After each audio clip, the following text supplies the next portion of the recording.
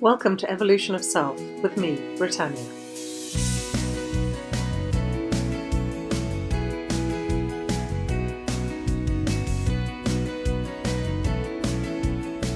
So today what I want to speak about is something that I might have done an episode on this before, but for me it's always worth doing another one because I love this topic. And I love it because it bends my mind, and my mind struggles to grapple with it and tries to understand it. And it's one of those topics that is really hard to get. A bit like when you try to explain to somebody that we all see colour differently, or we all experience the world differently, but there's no real test to see if what I see is what you see. So say for instance the colour green. We've both learnt from birth what that colour is. We've learnt it and been taught it about all the things around us. But the colour that I see as green might be different to the colour that you see as green. Your green might be my red. My green might be your yellow. But we can't actually prove that or disprove it because it's so ingrained in our beliefs and our learning that it's really tricky to sort of unwind it. And what I'm going to share with you today is a little bit like that. And the premise is that we cannot know what we don't know. What we don't have language for, what we don't have understanding for in our minds, we cannot see it. It could be in the world around us, but because our brain cannot make sense of it, we cannot actually acknowledge it. And I just love it because it means there could be so much out there that we just are not aware of purely because we don't have the language or the beliefs behind it. And the beliefs are incredibly important. When you believe something, you can find evidence for it. But when you don't believe something, you find evidence for the lack of that. And there are a few things to back up what I'm saying and hopefully make what I'm trying to say a little bit more clear.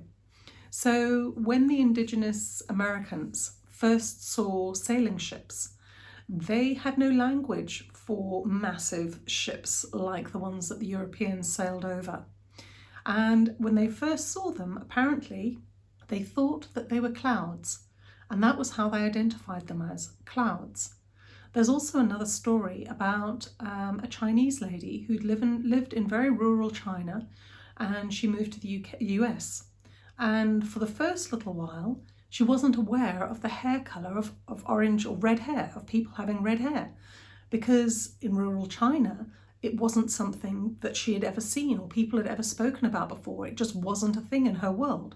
So when she came to America, her brain didn't have the language and understanding for people having red hair, and so therefore she just didn't see it. There's another example of this when Rudolf Steiner, who is a great philosopher, I think, or anyway, he's created a whole school of thought, and I actually ended up going to one of his schools when I was young. I went to a Waldorf school in Cape Town.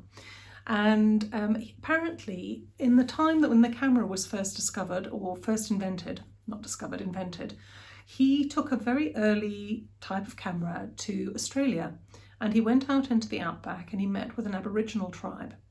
And he took a photograph of the chief and he processed it, and I don't think he explained to the chief what he was doing, but he presented the chief with this particular picture.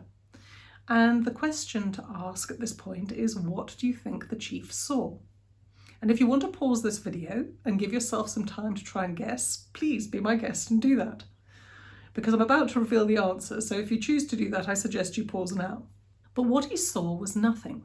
He couldn't see anything because his brain didn't have the language for picture, for photograph, for reflection of himself. Maybe a reflection in water he could see, but a reflection on a piece of paper, he most likely didn't even have language for a piece of paper. So he saw nothing. Only after the process was explained to him and he was taught and given the understanding was he then able to see the picture of himself. And I find this so fascinating. And it was weird, when I first learnt about this, I was quite skeptical. I might not sound like a skeptic, but I am quite a skeptical person until something happened to me that confirmed the truth of this. Now, as many of you know, I've lived in Botswana most of my life, and I'm very used to seeing 4x4 cars, and there's a lot of them that have these huge big bull bars on the front, or I think they're called bull bars, or I can't remember what another term for them is. And one day I was sitting in my office and a friend of mine was talking to me about how he was going to get an integrated bumper fitted to the front of his 4x4. And I remember saying to him, an integrated bumper? I have no idea what that is. You know, I've seen the regular ones, but I've never seen an integrated bumper. And anyway, he sent me through a picture of what an integrated bumper was. And an integrated bumper is different because it doesn't just fit onto the body of the car, it fits onto the chassis so that it gives it much more strength. And it's quite distinctive looking, and it looks very different to the normal one.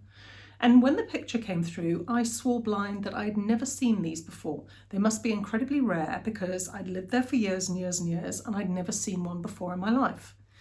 And can you believe it? But when I drove out of the office after I'd been having this conversation and seen the pictures, I suddenly saw them everywhere. They weren't common, but I would say that about 20% of the 4x4s had them, which is quite a high proportion considering in Africa a lot of people have 4x4s. So I would have definitely seen them. But I knew before I left that office that I'd never seen one in my life. And that's because my brain did not have the language for them. I didn't have the understanding of them. So I'm not normally when I share these episodes, there's something for you to do or an understanding that you can take forward to change your life. Unfortunately, this one doesn't do that. This one just gives you a little bit of space, or rather a lot of space, to question the reality that you live in, to question the things that you see and the things you take for granted and the things that you believe are real and absolute in your life, that maybe they're not quite as absolute as you think they are. And maybe there is a lot more to this world than what we actually can see and experience. And how can we actually step beyond what we know?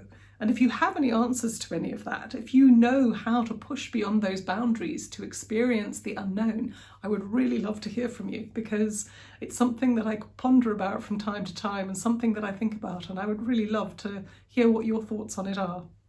Have a stunning week. And as usual, all the information that I've shared is in the show notes below. So links to my website where you can contact me for coaching or anything about that, links to my online courses, and links to, I can't even think, maybe some of my social media as well. Have a fabulous week. So much love from me to you. Bye-bye.